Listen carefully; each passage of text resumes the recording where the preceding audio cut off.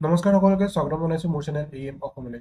আজি মই আপোনালোকক ডিব্ৰুগড় ইউনিভাৰ্চিটিৰ যি আমাৰ কনভকেশ্যনৰ এপ্লাই চলি আছে তাৰ কেনেদৰে আপোনালোকে এপ্লাই কৰিব আৰু যিহেতু ইয়াৰ লাষ্ট ডেটটো আমাৰ 2 তাৰিখে আছে, যোনসকলে কৰা নাই অতি সোনকালে কৰি লওক, নহ'লে পিছত আপোনালোকৰ ফিজটো বাঢ়ি যাব। গতিকে এতিয়াই কৰি ল'লে আপোনালোকৰ ফিজটো কমি থাকিব। গতিকে মই কেনেদৰে আপোনালোকে এপ্লাই কৰিব আপোনালোকৰ মোবাইল বা লেপটপৰ সম্পূৰ্ণ ভিডিঅ'টো জনাম। গতিকে ভিডিঅ'টো শেষলৈকে চাই দিব আৰু যদি ভাল পায় তেনেহ'লে লাইক কৰিব, কমেণ্ট কৰিব, শ্বেয়াৰ কৰিব আৰু যদি কোনো নতুন আছে তেনেহ'লে চেনেলটো ছাবস্ক্ৰাইব কৰিবলৈ নাপাহৰিব। প্ৰথমতে আপোনালোকৰ মোবাইলৰ কোনো এটা ব্ৰাউজাৰ ওপেন কৰি লওক। ব্ৰাউজাৰ মানে আপোনালোকৰ ক্ৰম বা যিকোনো এটা ব্ৰাউজাৰ ওপেন কৰিলে মোবাইল লেপটপৰ। মই ইয়াত ক্ৰম ব্ৰাউজাৰ ওপেন কৰিছোঁ। ওপেন কৰাৰ লগে লগে ইয়াত টাইপ কৰিব আপোনালোকে Dibrugarh university. Dibrugarh university type কৰাৰ লগে লগে আপোনালোকৰ এনেকুৱা এখন ইণ্টাৰফেচ খুলি পাব। ইয়াত যোনটো আপোনালোকৰ প্ৰথমতে আছে যে ডিব্ৰুগড় ইউনিভাৰ্চিটি বুলি, তাত আপোনালোকে ক্লিক কৰি দিব।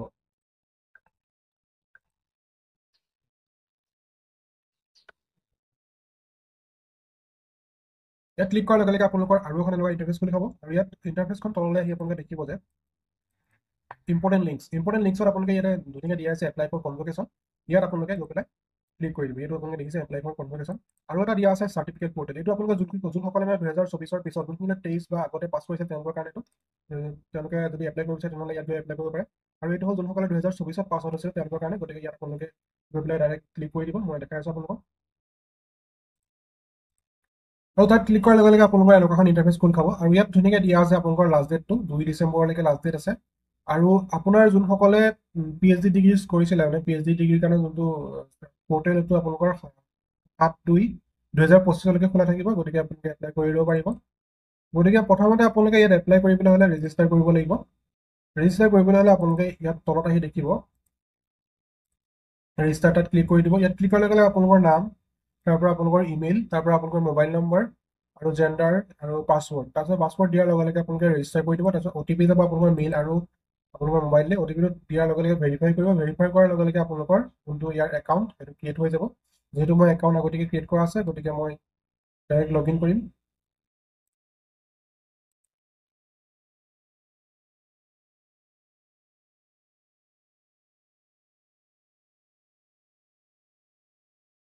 আৰু লগ ইন কৰাৰ লগে লগে এনেকুৱা এখন ইণ্টাৰফেচ খোল খাব আৰু ইয়াত আপোনালোকে এপ্লাই যোনটো অপশ্যন আছে তাতে গৈ পেলাই আপোনালোকে ক্লিক কৰি দিব।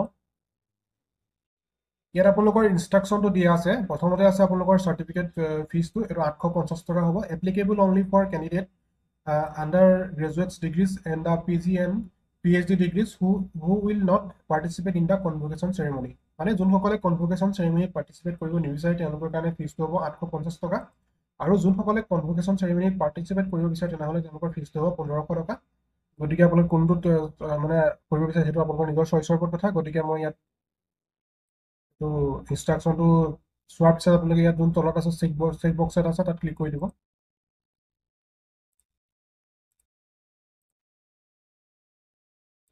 ক্লিক কৰাৰ লগে লগে আপোনালোকৰ এনেকুৱা এটা ইণ্টাৰফেচ খোল খাব আৰু প্ৰথমতে আপোনালোকৰ ষ্টেপ 1 আছে, ষ্টেপ 2 আছে, তাৰপৰা ডকুমেণ্টছ আপলোড আছে, তাৰপৰা আপোনালোকৰ ৰিভিউ পে'মেণ্ট মানে পে'মেণ্টটো কৰিব লাগিব। তাৰপিছত আপোনালোকৰ চাৰ্টিফিকেটৰ কাৰণে অনলাইন মানে কনভকেশ্যনৰ কাৰণে অনলাইনটো হৈ যাব। এতিয়া প্ৰথমতে আপোনালোকৰ ইয়াত দিয়া আছে ডিগ্ৰী এপ্লাইড ফৰ, কোনটো ডিগ্ৰীৰ কাৰণে আপোনালোকে এপ্লাই কৰিছে। তাৰপৰা ফাইনেল চেমিষ্টাৰ যোনটো আপোনালোকৰ মন্থ আৰু ইয়েৰটো লাগিব, তাৰপৰা আপোনালোকৰ ডেট অফ পাছিংটো লাগিব, তাৰপৰা আপোনালোকৰ ৰেজিষ্ট্ৰেশ্যন নম্বৰ, আপোনালোকৰ নামটো, তাৰপৰা আপোনালোকৰ নামটো অসমীয়াত লিখিব লাগিব। যদি নাজানে তেনেহ'লে ইয়াত আপোনালোকে ক্লিক কৰি দিলে হ'ল চেক বক্সত যে আই এম নট, ইয়াত আপোনালোকে দেখিবই এইটো I do not know' how to write my name is in Assamese. এইটো কৰি দিলে হ'ব যদি আপোনালোকে ইয়াত লিখিব নিবিচাৰে। আপোনালোকৰ তাৰপিছত দেউতাৰ নামটো, তাৰপৰা আপোনালোকৰ যোনটো কলেজৰ নাম সেইটো লিখিলে হ'ল। আপোনালোকে ডিব্ৰুগড় ইউনিভাৰ্চিটি যোনটো ডিপাৰ্টমেণ্টৰ পৰা কৰিছিলে সেইটো লিখিলে হ'ল। আৰু ইয়াত ডাইৰেক্ট আহি পেলাই আপোনালোকে I declare that information provided in this form is true and correct to the best of my knowledge and belief. গতিকে ইয়াত আপোনালোকে চেক বক্সত ক্লিক কৰিব এইখিনি ফিল আপ কৰাৰ পিছতে। গতিকে মই ফিল আপ কৰি লৈছোঁ ফাৰ্ষ্টতে।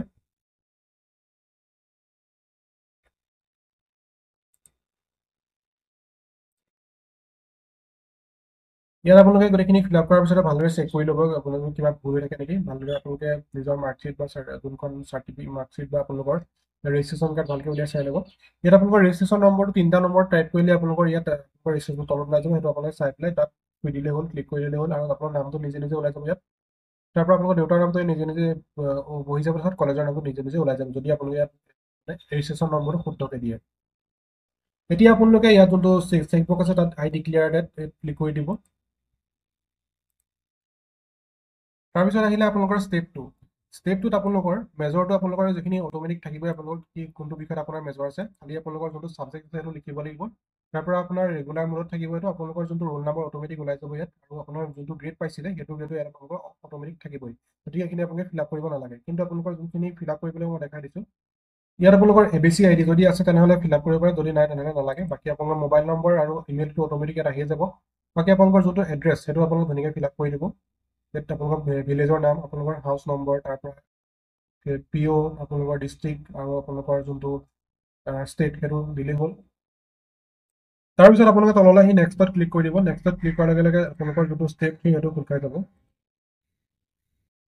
ষ্টেপ হিট আপোনালোকৰ ইয়াত আপোনালোকে আপোনালোকৰ যোনটো পাছপোৰ্ট ফটোখন লাগিব আপোনালোকৰ ছিগনেচাৰটো লাগিব তাৰ পৰা আপোনালোকৰ ৰেজিষ্ট্ৰেশ্যন কাৰ্ডটো লাগিব আপলোড কৰিব তাৰ পৰা আপোনালোকৰ যোনটো ফাইনেল ছেমিষ্টাৰ এডমিট কাৰ্ড আছে সেইটো লাগিব তাৰ পৰা আপোনালোকৰ যোনখন মাৰ্কশ্বিট লাগিব সেইখন আপলোড কৰিলে হৈ যাব এইকেইটা বস্তু আপোনালোকে মানে PDF আকাৰত আপলোড কৰিলে নহ'ব এইকেইটা আপোনালোকৰ JPG ফাইলত আপলোড কৰিব লাগিব 500 KBতকৈ কম হ'ব লাগিব বা 500 KBৰ ভিতৰত হ'ব লাগিব গতিকে এইকেইটা আপলোড কৰি লওঁ মই সেইখিনি আপলোড কৰাৰ পিছত আপোনালোকে ভালদৰে চেক কৰি ল'ব কিবা ভুল হৈ আছে নেকি মানে আপলোড কৰি কেতিয়াবা কিছুমান মানে ভুলতে আপোনালোকৰ কিছু বেলেগ ডকুমেণ্ট গুচি যাব পাৰে গতিকে চাই ল'ব আপোনালোকে ভালদৰে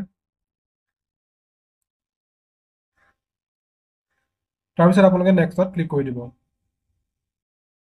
এতিয়া আহিলে আপোনালোকৰ একেবাৰে লাষ্টৰ যোনটো ষ্টেপ হয় সেইটো ৰিভিউ পেমেণ্টটো এতিয়া আপোনালোকে প্ৰথমতে চেক কৰি ল'ব আপোনালোকৰ কিবা ভুল হৈ আছে নেকি আকৌ এবাৰ নাম চামবিলাক ভালদৰে চাই ল'ব তাৰ পৰা আপোনালোকৰ যোনকেইটো কিছুমান অট'মেটিক যোনকেইটা আহিছে সেইকেইটাটো শুদ্ধকৈ আহিব বাকী আপোনাৰ এড্ৰেছ চেড্ৰেছ ভালদৰে চাই ল'ব গতিকে চেক কৰি পেলাই আপোনালোকে পেমেণ্টটো কৰি দিব পাৰিব পেমেণ্টটো কৰিবলৈ হ'লে আপোনালোকে তললৈ আহি পেলাই আপোনালোকে এইকেইটা যে চেক বক্স আছে এইকেইটাত ক্লিক কৰি দিব আণ্ডাৰটেকিংটো দি দিব আপোনালোকে ইয়াত তাৰ পৰা আপোনালোকৰ পেমেণ্ট ইনফোটো আপোনালোকে ইয়াত দেখিবই প্ৰথমতে চাৰ্টিফিকেট অনলি চাৰ্টিফিকেটখন যদি লাগে আপোনালোকৰ 850 টকা যদি আপোনালোকে চাৰ্টিফিকেট এণ্ড কনভকেশ্যনত যদি মানে জইন কৰিব বিচাৰে তেনেহ'লে 1500 টকা গতিকে কোনটো দিব পাৰে আপোনালোকৰ নিজৰ চইচৰ ওপৰত কথা গতিকে সেইটো ক্লিক কৰাৰ লগে লগে আপোনালোকে confirm and proceed to pay বুলি অপশ্যনটো ওলাই যাব গতিকে তাত আপোনালোকে পে'মেণ্টটো কৰি দিব পাৰে এতিয়া আপোনালোকে confirm and proceed to pay ৰেছ 850 বা আপোনালোকে 1500 টকা যোনটোত মানে টিক কৰিছে সেইটোতে আপোনালোকৰ পে'মেণ্টটো কৰি দিব পাৰে ইয়াত আপোনালোকে দেখিব confirm and proceed to pay এতিয়া আপোনালোকৰ পে'মেণ্টটো কৰিবলৈ হ'লে আপোনালোকৰ ক্ৰেডিট কাৰ্ড বা ডেবিট কাৰ্ড ইণ্টাৰনেট বেংকিং ইয়াত এইকেইটা যোগেদি কৰিব পাৰে আপোনালোকে ইয়াত UPI পে'মেণ্ট কৰিব নোৱাৰে আপোনালোকৰ ডেবিট কাৰ্ড বা ক্ৰেডিট কাৰ্ডৰ যোগেদি কৰিব লাগিব নহ'লে আপোনালোকৰ ইণ্টাৰনেট বেংকিং আছে তেনেহ'লে ইণ্টাৰনেট বেংকিং যোগেদি কৰিব লাগিব গতিকে মই ডেবিট কাৰ্ডৰ পে'মেণ্টটো কৰাৰ পিছত আপোনালোকৰ যোনটো কনভাৰ্চেশ্যন ষ্টেটাছটো পেণ্ডিং থাকিব তাৰপিছত যদি অলপ দেৰি পিছত চেক কৰে তেনেহ'লে আপোনালোকৰটো ছাবমিট হৈ যাব আৰু ইয়াত আপোনালোকে আপোনালোকৰ যোনটো চাৰ্টিফিকেট এপ্লাইটো চাব পাৰে ইয়াত ভিউ এপ্লাইড চাৰ্টিফিকেট এটা এইবিলাক আপোনালোকে চাব পাৰে ইয়াত আপোনালোকে আপোনালোকৰ যোনটো চাৰ্টিফিকেট এপ্লাই কৰিছিলে কনভকেশ্যনৰ কাৰণে ইয়াত আপোনালোকে চেক কৰি ল'ব পাৰে ভিউ বুলি অপশ্যনটোত আছে